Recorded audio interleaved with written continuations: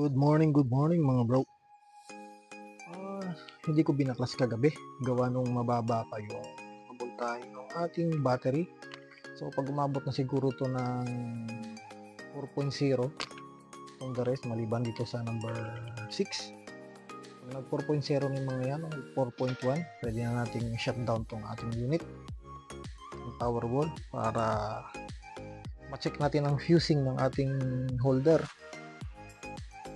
Yan. At hindi ko muna bubuhayin ng ating inverter. Ngayong araw lang para mabaklas na natin to.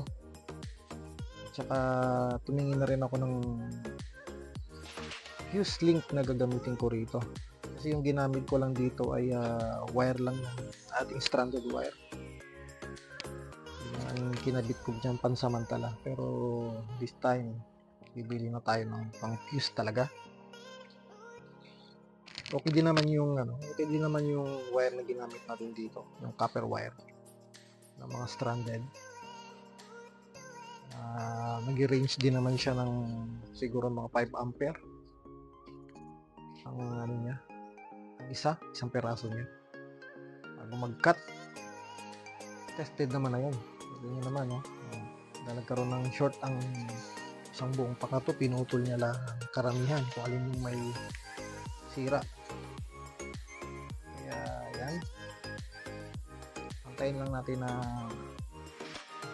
yung 4 volts ito, then shutdown natin tong ating power wall at baklasin yung ating holder. Babaguhin na rin siguro natin ang setup nito kasi masyadong dikit. Pag may nasirang fuse, mahirap po babaklasin ko pa yung buong holder. Napaka trabaho. Kaya siguro mag-clearance tayo ng mga 2 inch or 1 inch ang isa. Tignan natin kung anong magagawa natin, kung anong upgrade ang gagawin natin dito. Okay, abang-abang na lang po after na ito ay maging 4.0 o 4.1 lahat.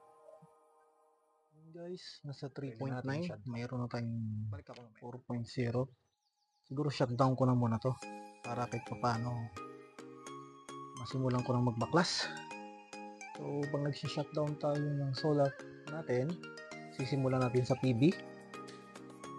Yan, shutdown natin yung PB para hindi na mag-charge sa battery. Then sunod natin yung battery to charge controller. Circuit breaker din yan, and then inverter to battery. Shutdown din natin yung ating output ng inverter. Makameral ko tayong todo. Ayan, 3.9 yung mga voltahe niya lahat. Ayan, tapos na tayong mag-shutdown, kaya pwede nating baklasin to isa-isa. Okay? Siguro hanap ako ng stand ng aking cellphone sa pwesto natin. Ayan, simulan natin magbaklas. Unang babaklasin ay dito sa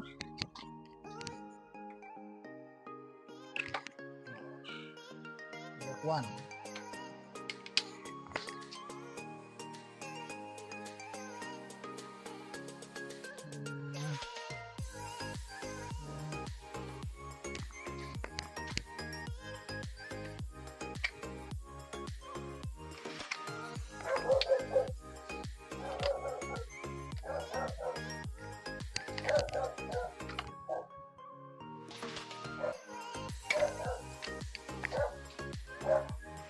Dali lang magbaklas kasi hugot-hugot lang tayo.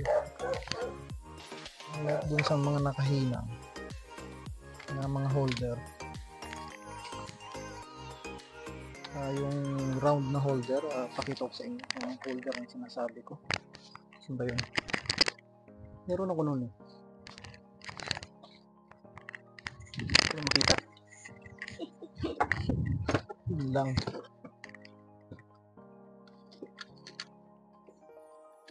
Saan ba yung holder ko na yun? Tago. Tingnan mo.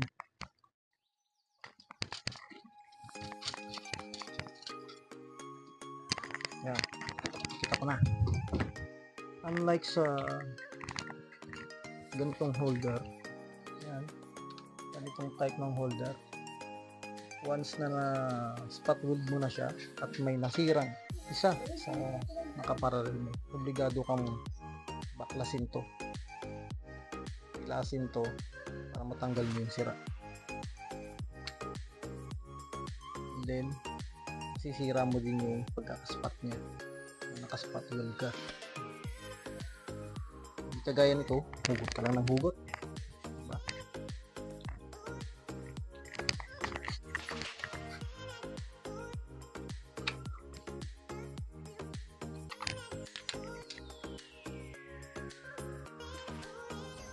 Yung isang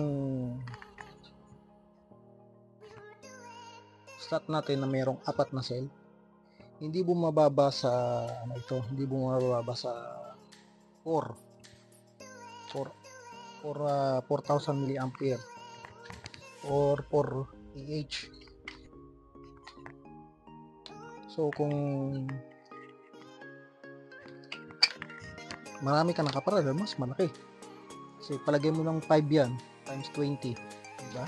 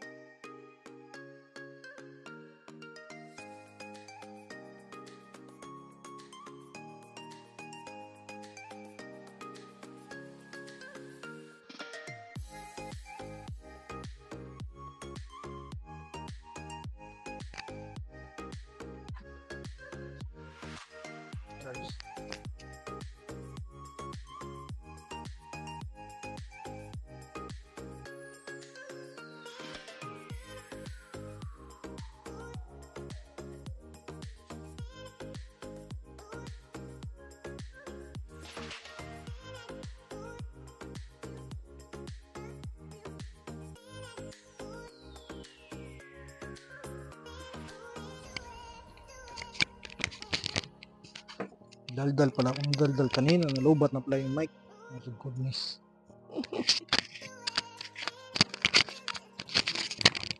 Ayan. Kain ka na, sangko.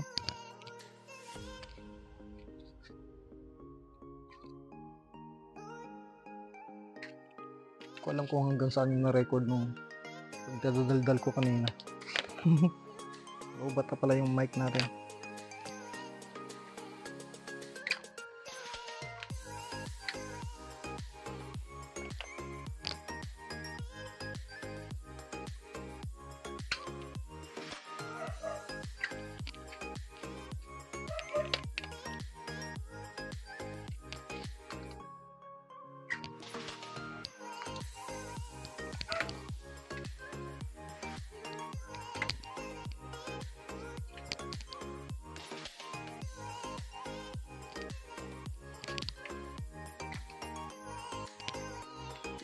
Magaling yung active balancer natin. Kahit na nakatanggal na yung mga battery dito, kumukuha pa rin siya ng volts sa mga natira. Kaya meron pa tayong reading. Kung nakikita nyo, nakikita dyan sa video, meron pa tayong reading per cell. gawa ng ating active balancer.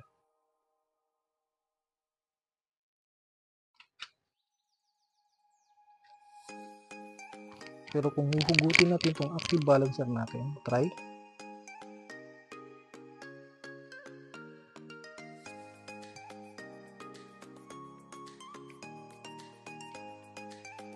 Tanggal ah. Wow, matigas niya na. Ang hirap niya nang tanggalin.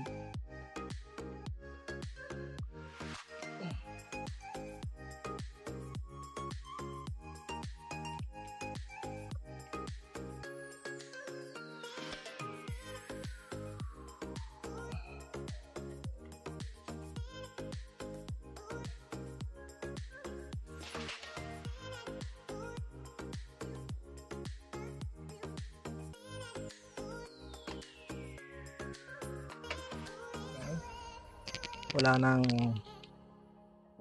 na tayong active balancer, kaya makikita nyo yan, natanggal na natin yung line 1 ng 2 line 3.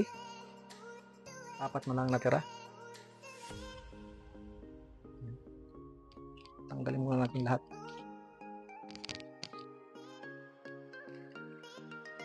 Pagpahingin muna natin yung ating active balancer.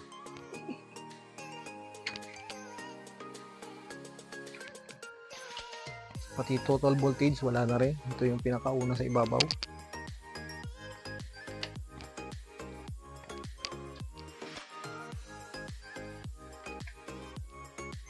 At isa pa sa kulang sa setup ko na to ay BMS na 7S. Kasi nakabili ako ng BMS 100 oops, meron tayong sablay. Isa. Yun o. Kumapit. So, spot weld natin ulit to bago pa makalimutan.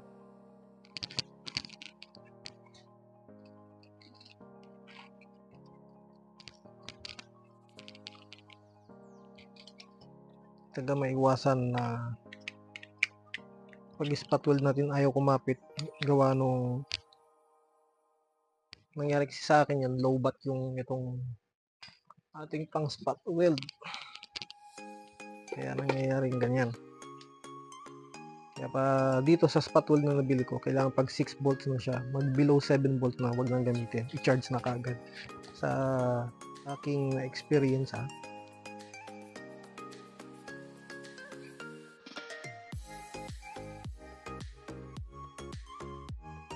Spot weld muna natin to bago ko makalimutan.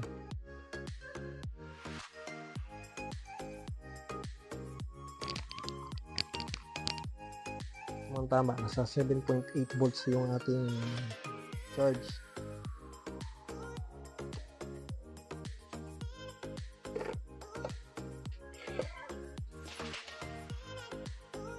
Goods na goods.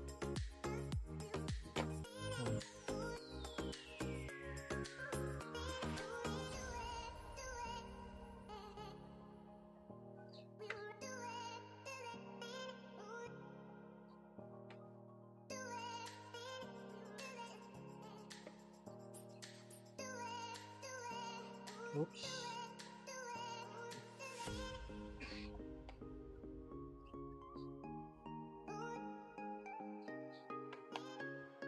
Okay na siguro yun. Ayan.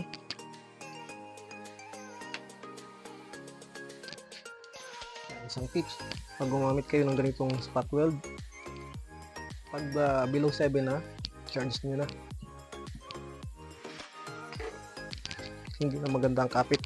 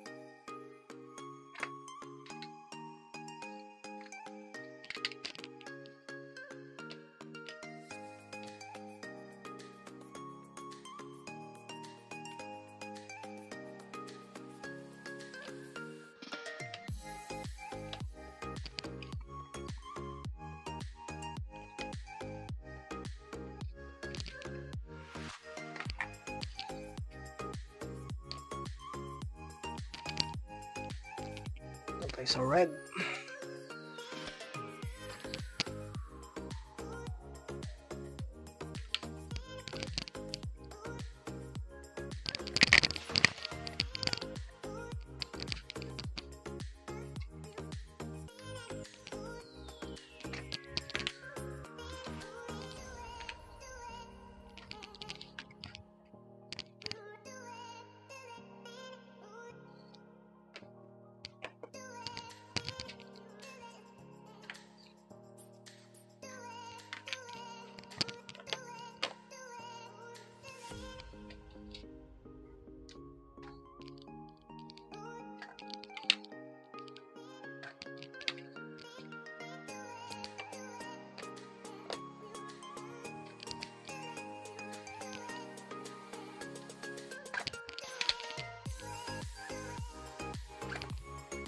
Yun, lumabas na. Ibig sabihin, busted na pala lahat yung ating pack number 6.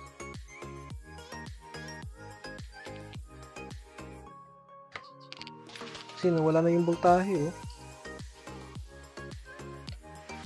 Samantalang may mga cell pa nakakabit. Doon ako nalungkot.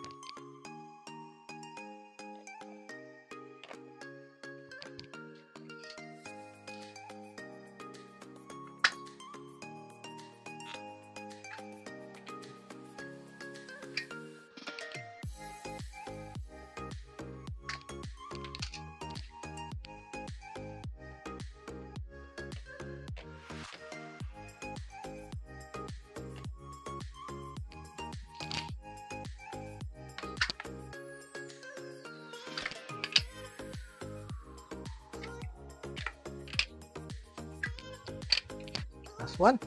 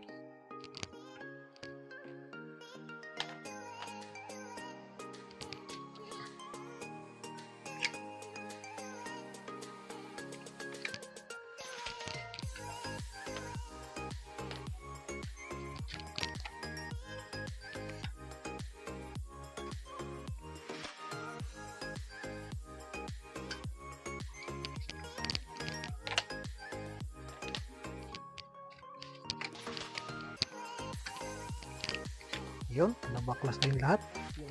Nabaklas na natin lahat. Nabaklas na natin lahat ang ating mga battery. Ayan po yung kalalabasan ng ating mga holder.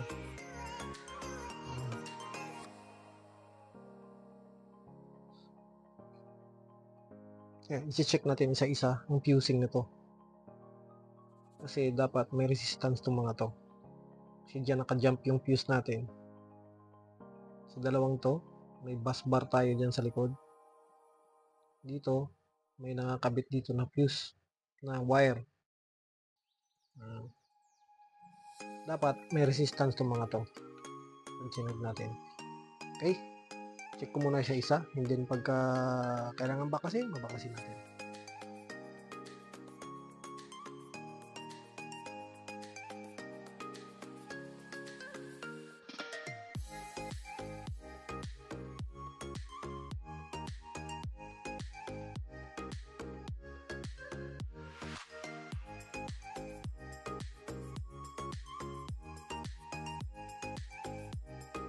At yun na nga, nabaklas ko na nga yung ating holder. At ang nakita natin ay ito. Yan.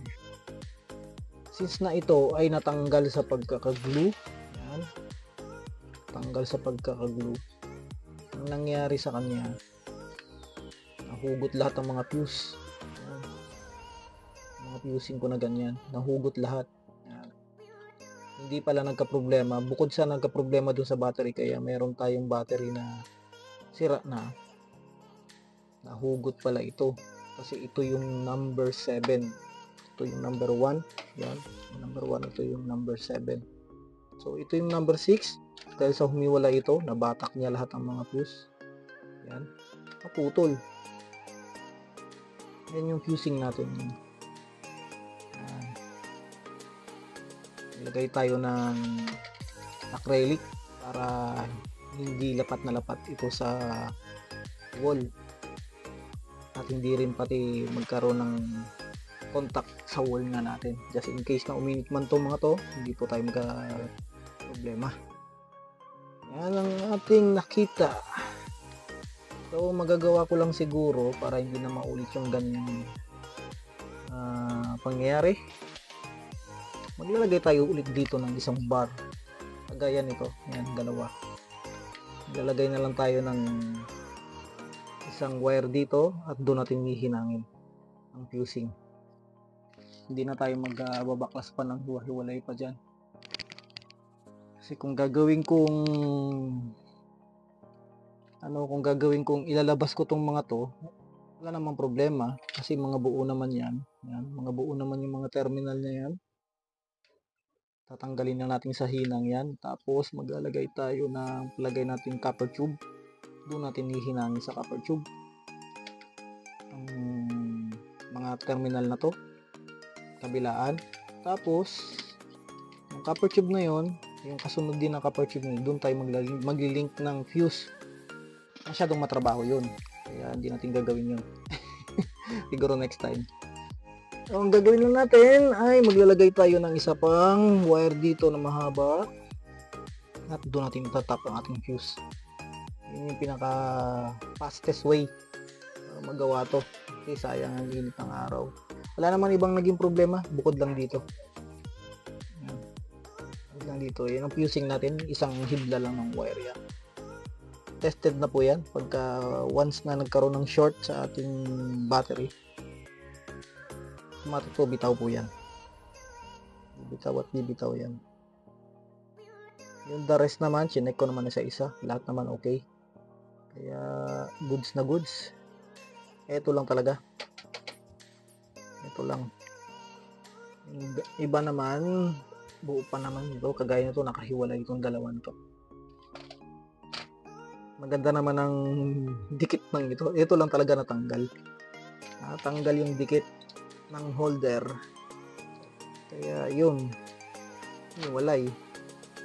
So, ang solusyon ko diyan, dahil wala naman tayong pandikit, okay sana kung may pandikit tayo, hihinangin natin to. So, sa ngayon kasi wala akong pandikit dito eh. Madali lang sanang hinangin to. Pero para nakahiwalay na rin lang siya, ilalagay na lang tayo ng isang buo. Balikan ko kayo pagka natapos ko na. Brother, natapos ko na rin.